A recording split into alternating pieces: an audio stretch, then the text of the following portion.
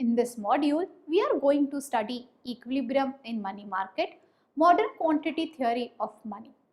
Money market is a segment of the financial market in which financial instruments with high liquidity and very short maturities such as bonds, stock, etc. are traded.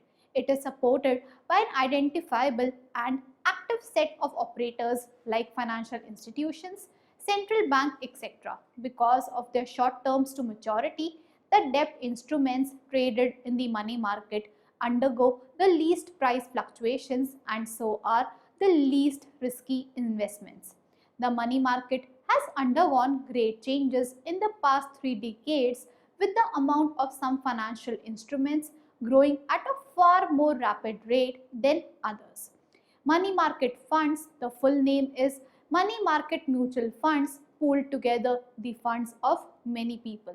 The funds are then used to buy bonds, typically government bonds. Money market funds pay an interest rate close to but slightly below the interest rate on the bonds they hold. The difference coming from the administrative cost of running the funds and from their profit margins. After studying this module, you shall be able to understand the demand and supply of money, understand the equilibrium in money market, know about the quantity theory of money, understand how the central bank can control inflation rate in the economy. We are going to commence our module with equilibrium in money market.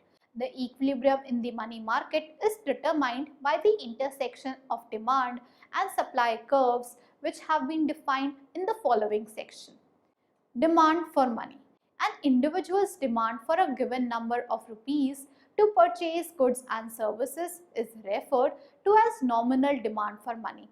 If we measure it in terms of number of goods that can be bought with that money, then we would be referring to real demand for money. Real demand for money is equal to nominal demand for money upon price level. The demand for money is basically demand for real balances because people hold money for what money can buy.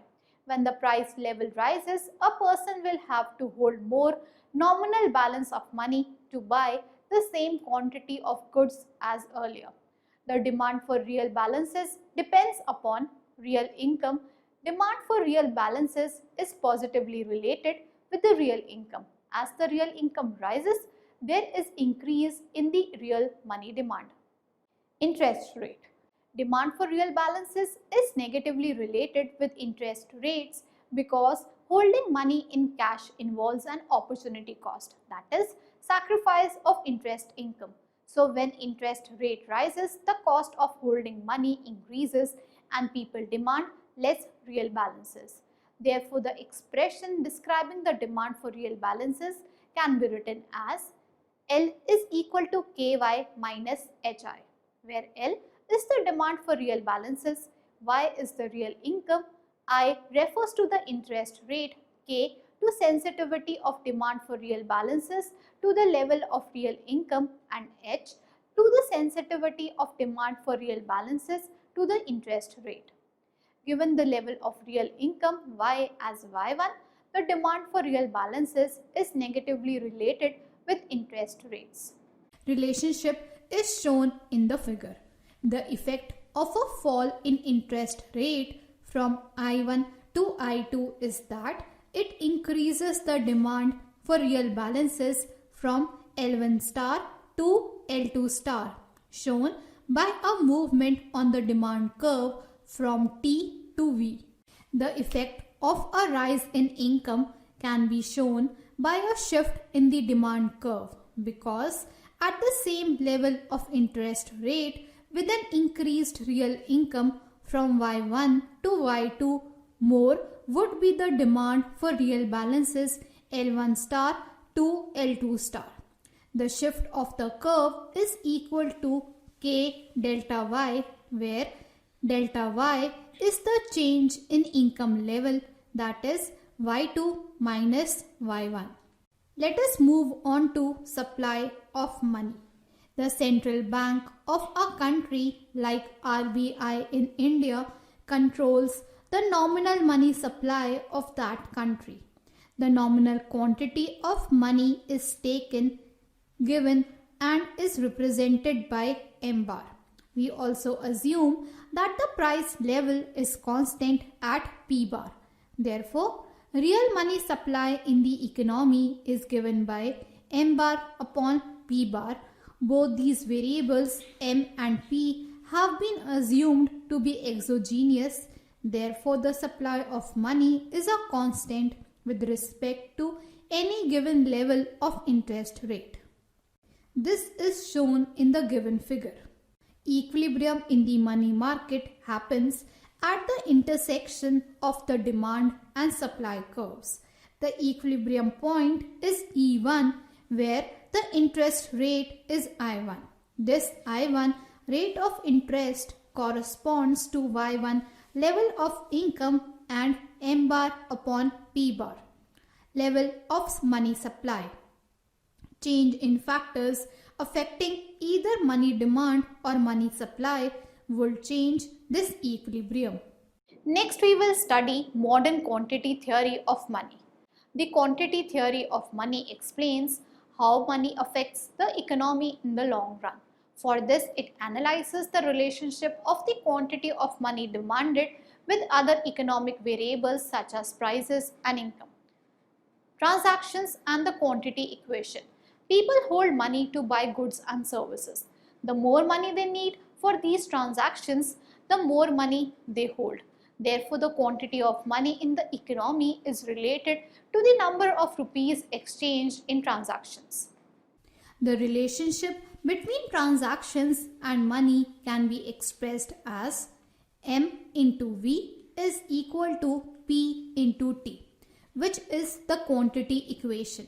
In this, M is the quantity of money, V is the transactions velocity, which measures the rate at which money circulates in the economy, P is the price of a typical transaction, and T is the total number of transactions in a period, say 1 year. Therefore, P into T would imply the total amount of money spent in a year on making transactions. This quantity equation is an identity and is helpful in understanding the relationship between the four variables. It tells that if M is the quantity of money in the economy, it must be circulated in the economy V times in order to cover the entire money transactions of the economy. But there is a problem in this model. It is difficult to measure T. Therefore, we try to replace T from the equation by some other variable which is easily determined and which holds the above equality. Now, let us study from transactions to income. Transactions are related to output because more is the output, more are the transactions.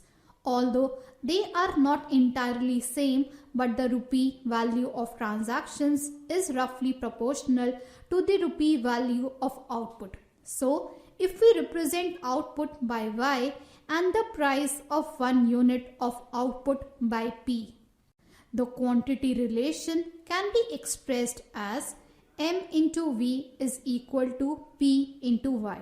Since Y is also total income, V in this variation of the quantity equation is called the income velocity of money, or the number of times a rupee bill enters someone's income in a given period of time. This is the modern quantity relation which is used these days. Moving on to the money demand function and the quantity equation.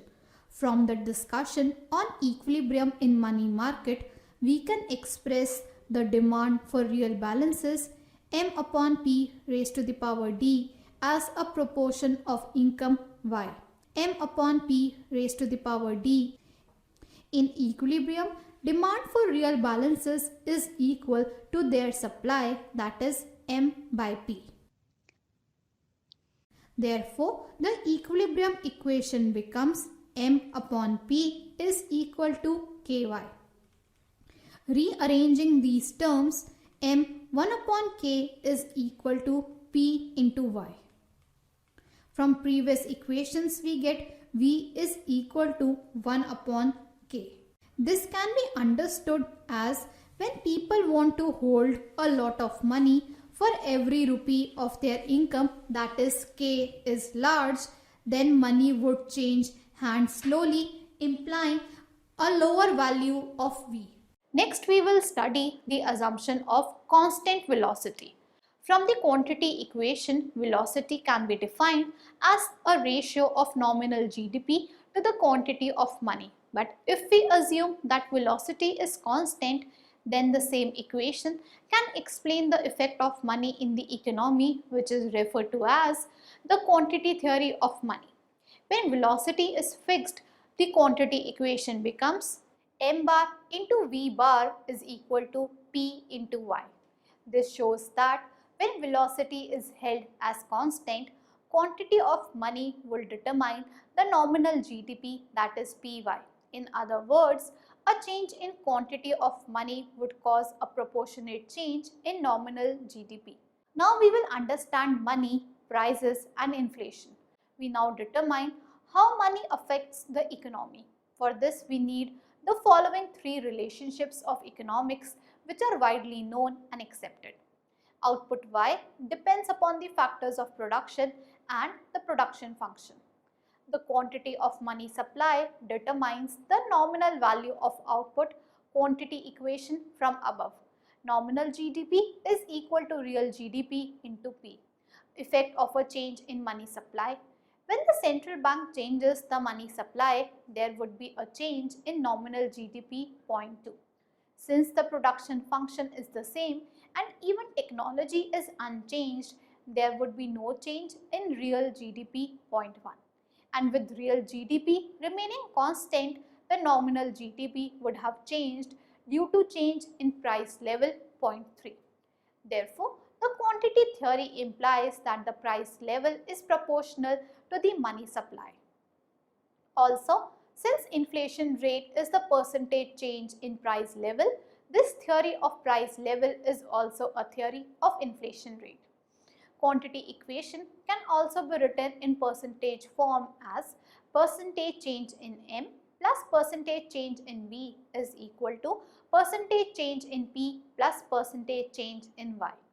As per our assumption of constant V and constant production function and no technological progress, percentage change in V and percentage change in Y are also equal to 0. Since percentage change in price level is inflation rate, we can say that growth in money supply determines the rate of inflation. Thus, it can be said that by controlling the money supply in the economy, the central bank can control the inflation rate of the economy. Now, let us summarize what we have learned. Money market is a segment of the financial market in which financial instruments with high liquidity and very short maturities are traded. The demand for real balances depends upon real income and interest rates. Therefore, the demand for real balances can be expressed as L is equal to KY minus HI. The money demand curve is negatively sloping as represents the inverse relationship between the demand for real balances and interest rate.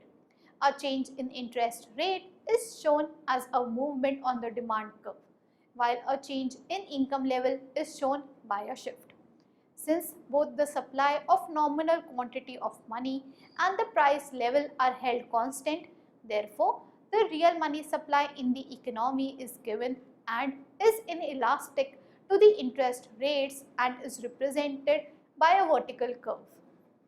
The interaction of the demand and supply curves of money determines the equilibrium level of interest and real balances. The relationship between transactions and money is given by M into V is equal to P into T. This was the old quantity equation, but it was modified because it was difficult to measure T. The new quantity relation is M into V is equal to P into Y. When velocity is held as constant, quantity of money will determine the nominal GDP. In other words, a change in quantity of money would cause a proportionate change in nominal GDP. The quantity theory implies that the price level is proportional to the money supply, and by controlling the money supply, the central bank can control the price level or the inflation rate in the economy.